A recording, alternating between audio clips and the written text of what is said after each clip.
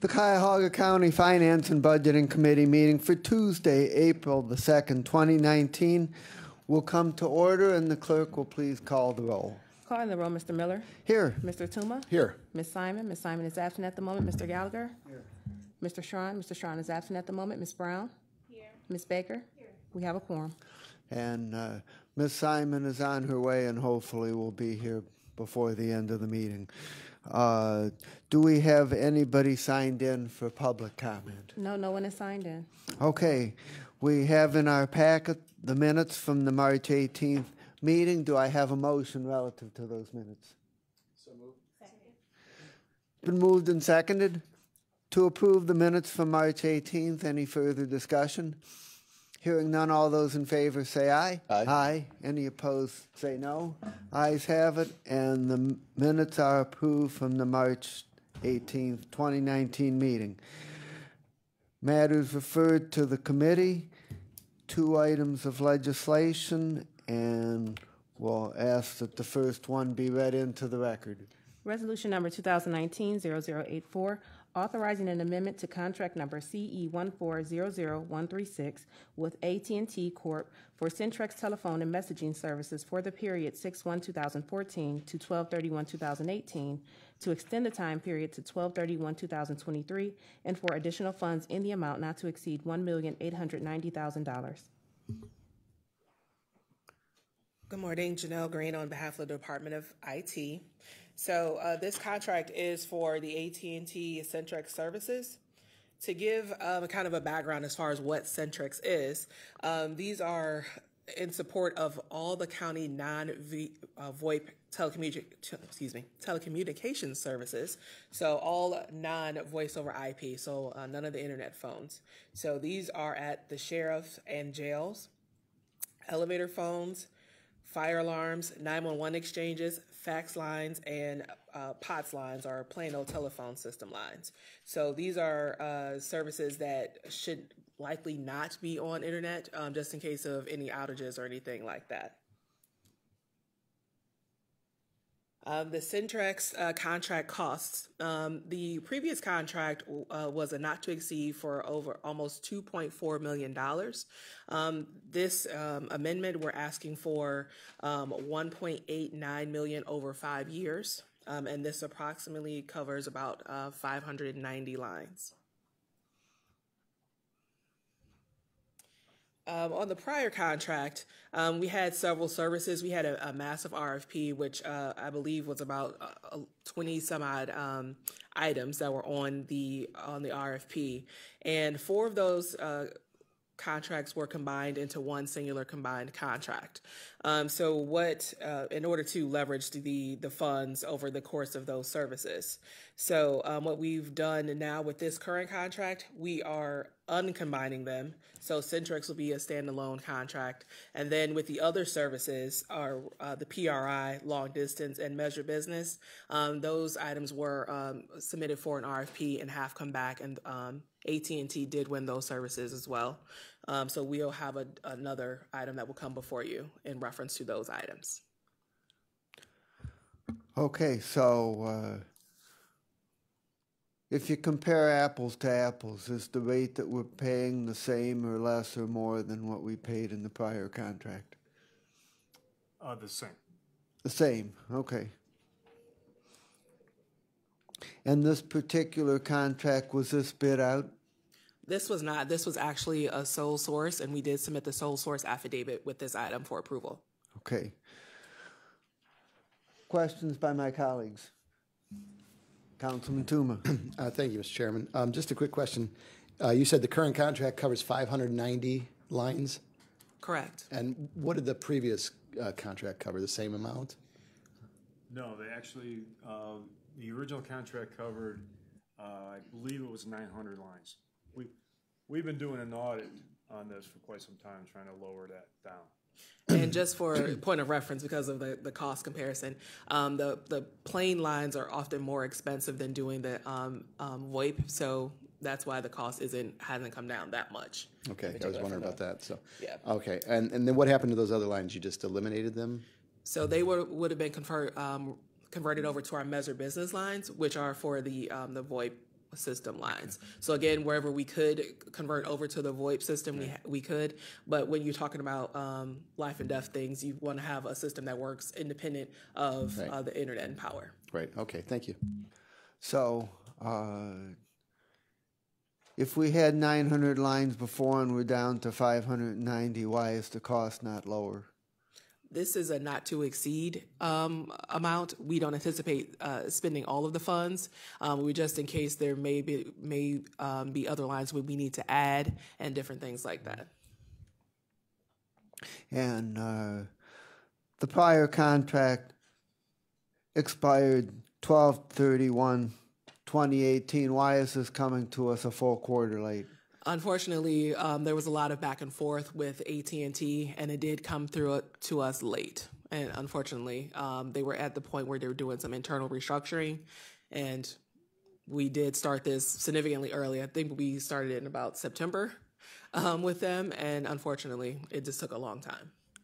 And given how late we're coming in, are you requesting passage under second reading suspension? Yes.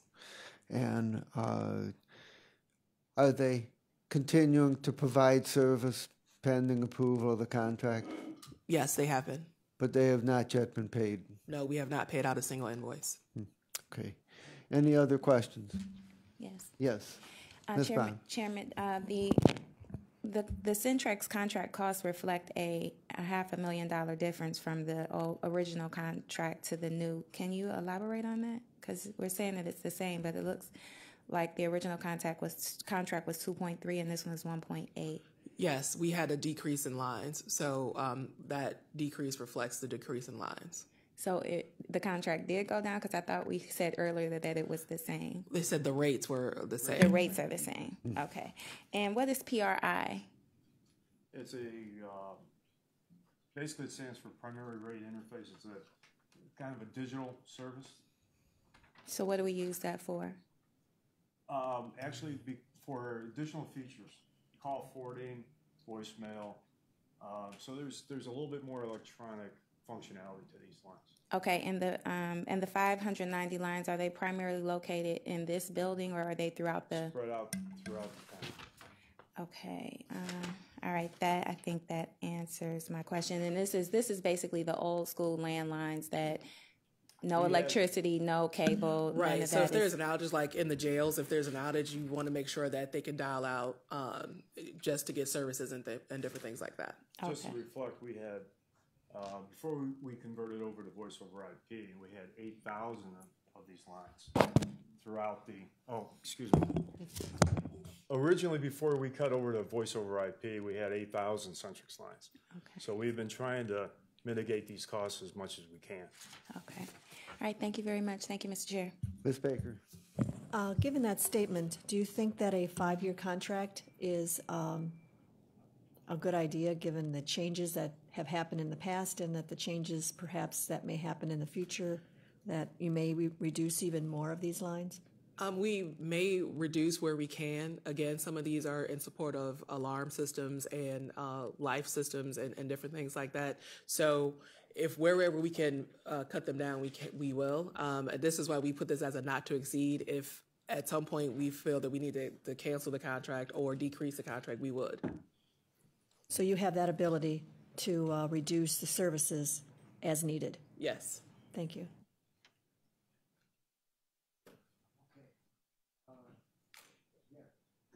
Just a point of clarification. So you said that the contract wasn't bid out? It's a sole source, yes. So could you explain that to me? I'm not familiar with that. I'm sorry. Sole source is where, within the county requirements, where the vendor is stating that the vendor has signed an affidavit stating that they're the only one that can provide this service. Okay, like as far as with the lines, it specializes in that particular service or product. Got it. Thank you.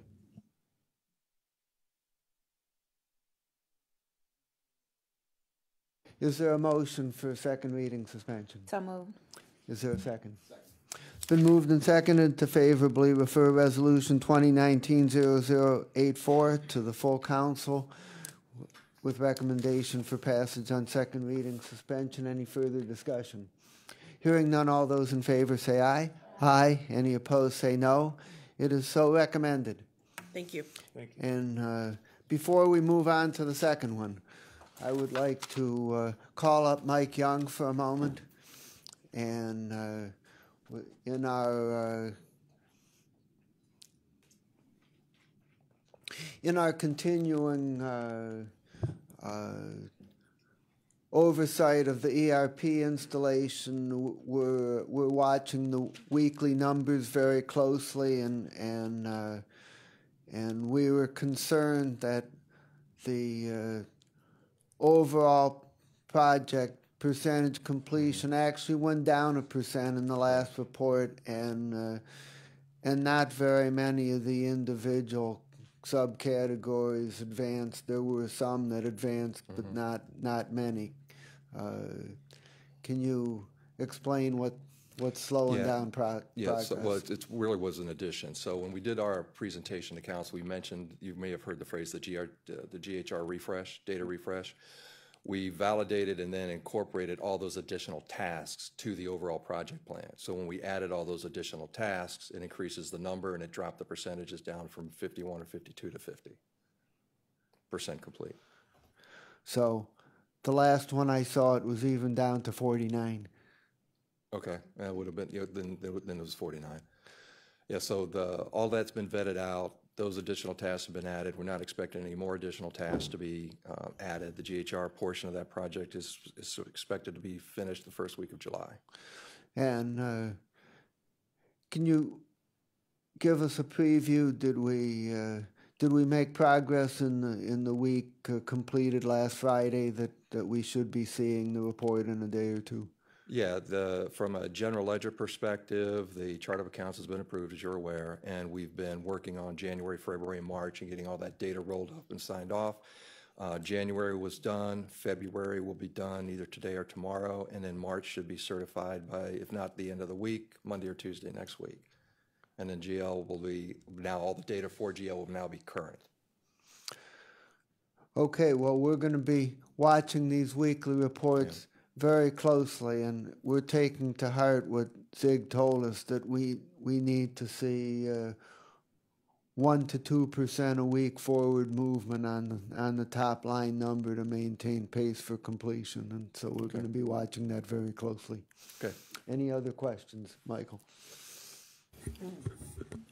I spoke with the executive after our last meeting about hiring a project manager, which is the wish of this committee and this council. He was told exactly what happened, that he got pushback, and some of the pushback was from you. Why? To bring anybody in at that level isn't going to help drive the day-to-day duties, and it would take 3 months to get somebody in here and up to speed at a minimum. I was told that was going to be one of the things that was going to be said as a reason not to do it, and that wasn't true. But we'll leave it at that. You're behind, you're over budget, it's a mess, and we keep getting pushback from the people that pushed us back. Are you the person that keeps track of the overall chart of the progress of the installation, or is there somebody else who handles that? The overall governance of the project is myself, and then with each of the individual business lines, we have a program manager that's responsible for the EAM and HR side, and then we have a program manager that's responsible for driving the fiscal side. Is there somebody who has a big chart on the wall that shows the overall progress in each of the elements and is keeping track of everything that has to be done, and if something isn't getting done, they know about it? Is there someone that's managing this whole? At various different levels. There's daily work streams for each of the subcomponents, and the progress for each of those subcomponents is being tracked in every one of those work streams. We had shared with council before what that meeting schedule looks like, and all the day-to-day activities are being reviewed and driven at that level. Then at the secondary level, we have a project manager, which we had mentioned before, that we needed to shore up the middle level of the management of the project. We were able to hire a project manager that came on in the early part of this year. He's been on board 2 months, which has helped get a lot of the things realigned. And then above that, you have the program managers. So there's 3 different tiers of oversight into the day-to-day activities that are being driven.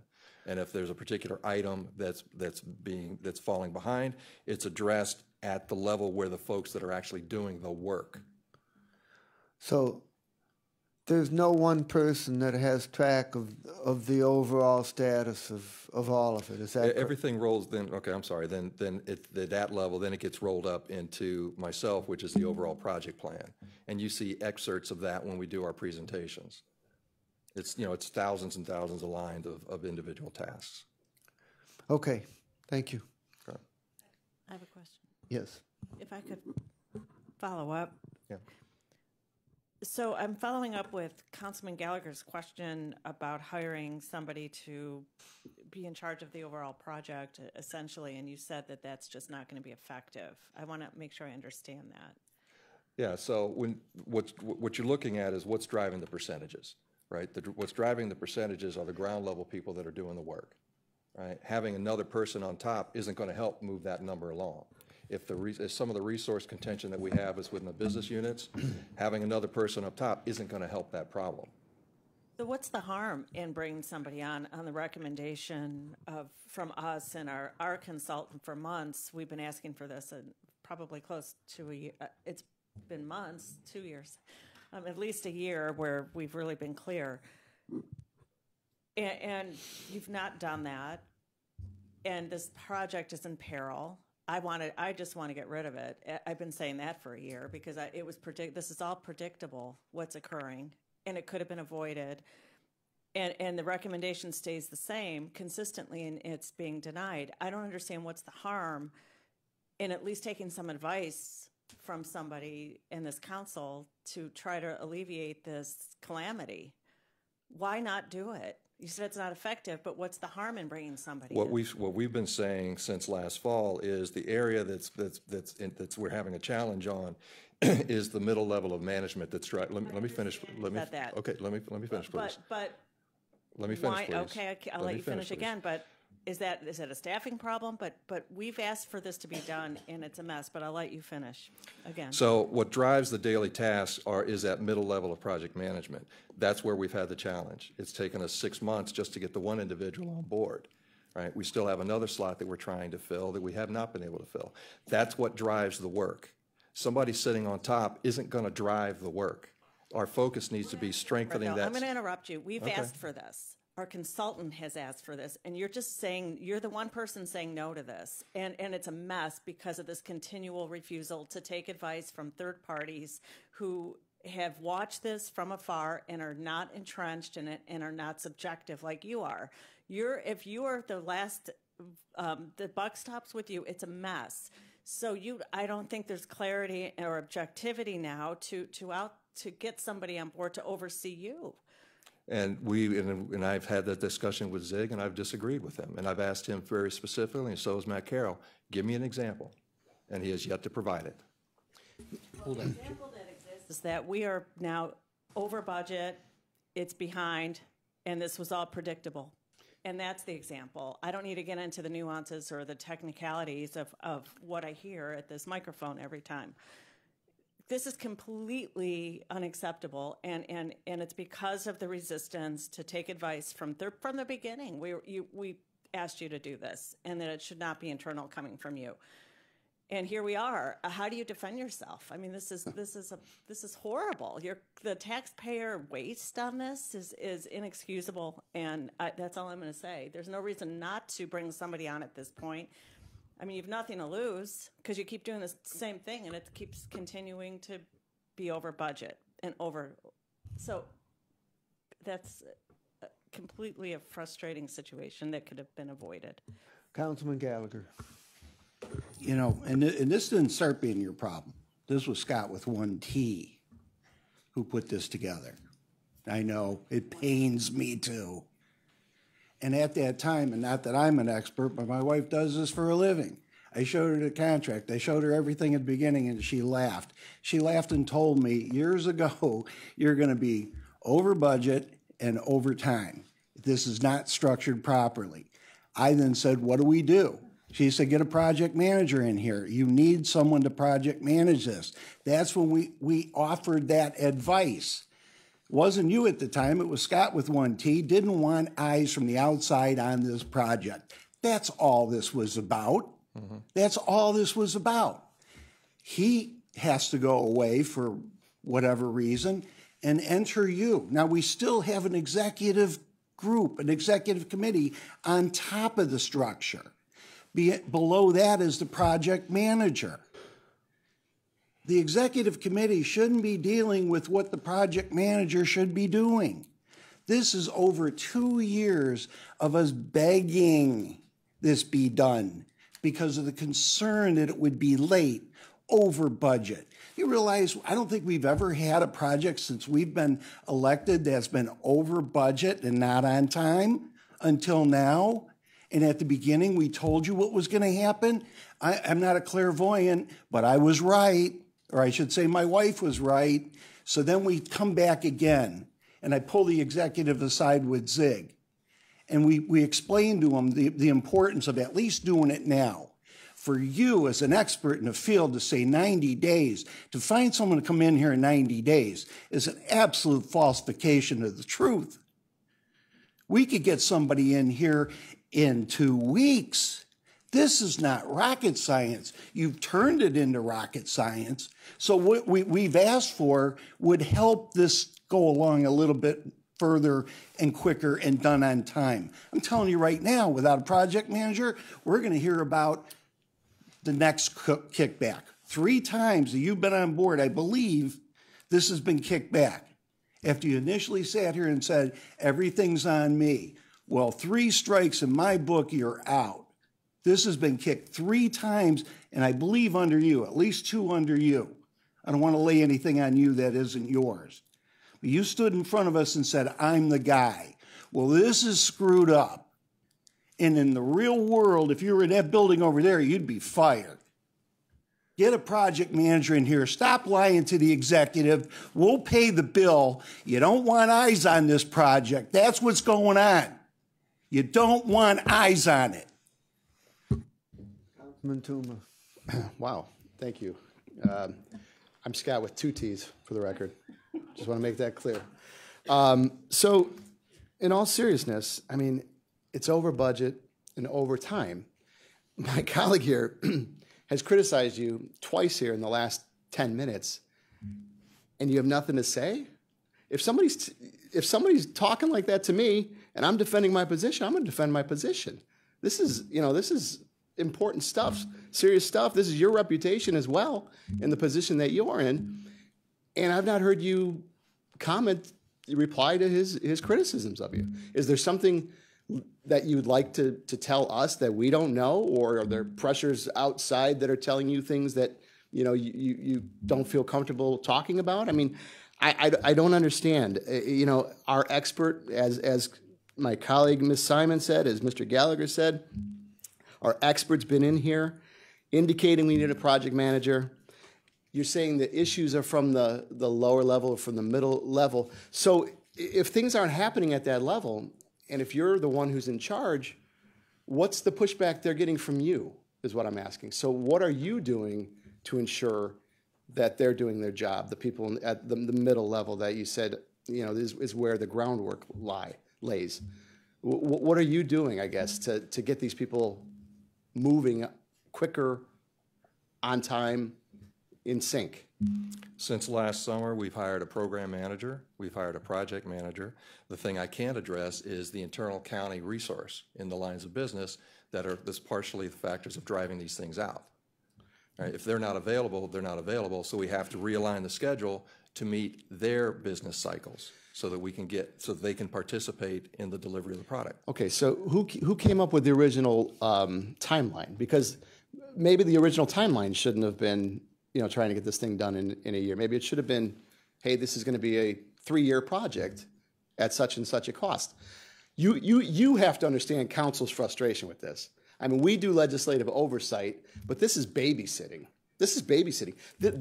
I don't want to be involved in your day-to-day operations on this project, to be quite honest. I don't think any of us do, but we have to because we have an obligation to the taxpayers. And that's what's getting lost here. And I think Councilman Gallagher brought that up, or Councilwoman Simon, is this cost, it's not anybody's individual money that we're just throwing towards this project. This is taxpayer money. I mean, the whole idea of this ERP is to save money for the county in the long run. And to start, this is getting off to a horrible start with respect to the costs that we're throwing at this thing. And I mean, I don't want, I have very little faith that this is going to be done by the end of the year. I hope I'm wrong. I just don't have any faith. This is like Groundhog Day. I've said it before. I'm here every time that, we bring in Zig. He tells us what he tells us. Then you guys come in with your side of the story, and it's like two different visions of what's happening. So we have a recommendation from our expert. As Councilman Gallagher said, I think it's important to bring in somebody who can handle this, who can push people. Hey, listen, once we bring that person in, if things aren't getting done, we have somebody at least we can say, hey, we're accountable to. I don't know that we're getting the whole story all the time, and I don't know if it's intentional or if it's just negligence. I don't know. But certainly, you standing up here and not responding to these issues, just saying, we're not getting information in time. It's got to be better than that. It's got to be more substantive than that. And if you need to speak to the executive and say, hey, I need more bodies or what have you, then by all means do so. Because, we're from our end, we don't think we're getting the full story.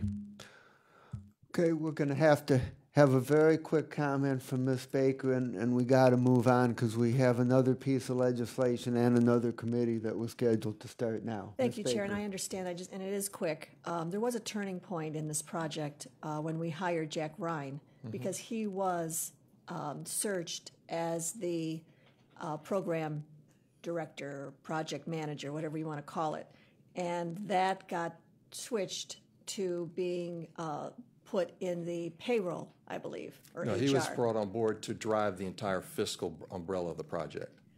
Originally, though, he was brought on as the project manager. No, he was originally brought on specifically for the fiscal portion of the project.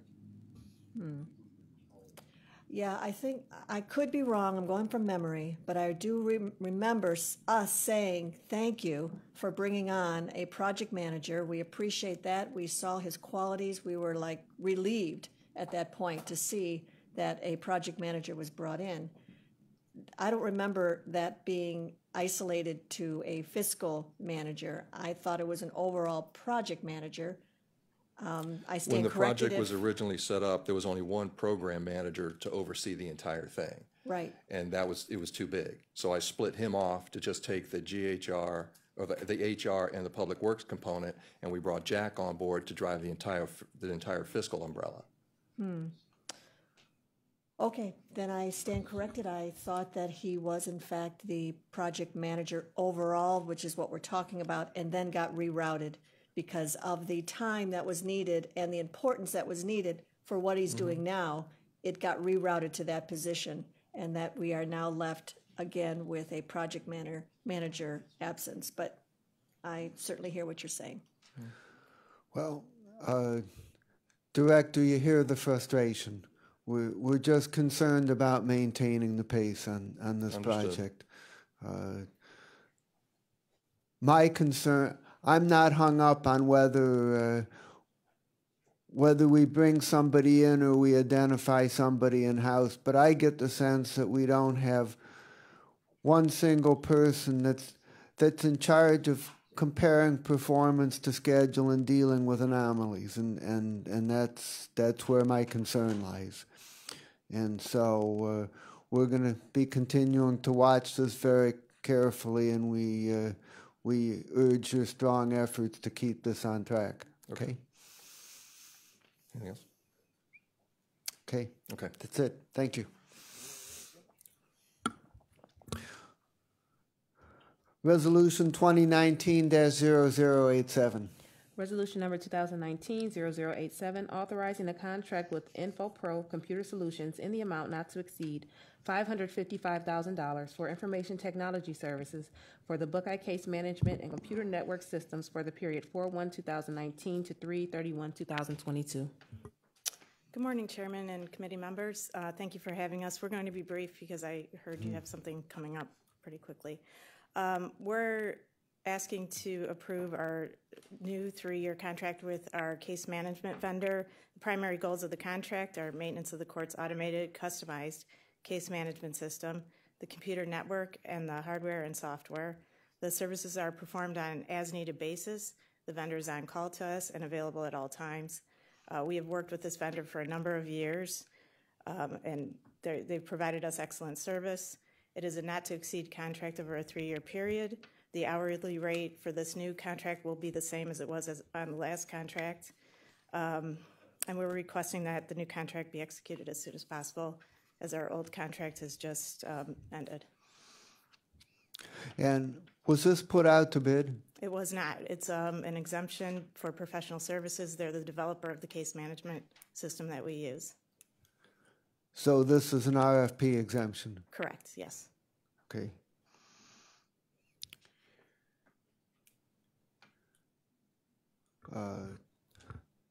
Trevor,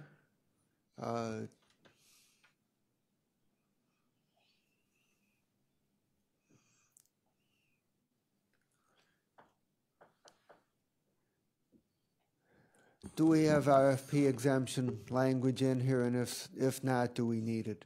We do not need it because the RFP exemption was authorized by the Board of Control, I believe, 2 meetings ago. Oh, okay, fine, great, thank you. Any questions by my colleagues? Yes. Given the previous contract with the rate was the same, so is this the same cost overall? Or we don't know what the cost will be, but is it, what was the cost last year, I guess? Was it $555 or less? It was about $15,000 less. We've increased a little bit because we know we have a contract to write the program for a web-based application. Okay, and that, you said it's the same rate. How is that rate what is the rate based on? What's the $95 an hour. Okay. Thank you, Chairman. Okay. Anything else? I'll make a motion to move Resolution 2019-0087 to the full council with recommendation for second reading suspension, as this contract is about to expire and we need to move it along. Is there a second? Second. Any further discussion?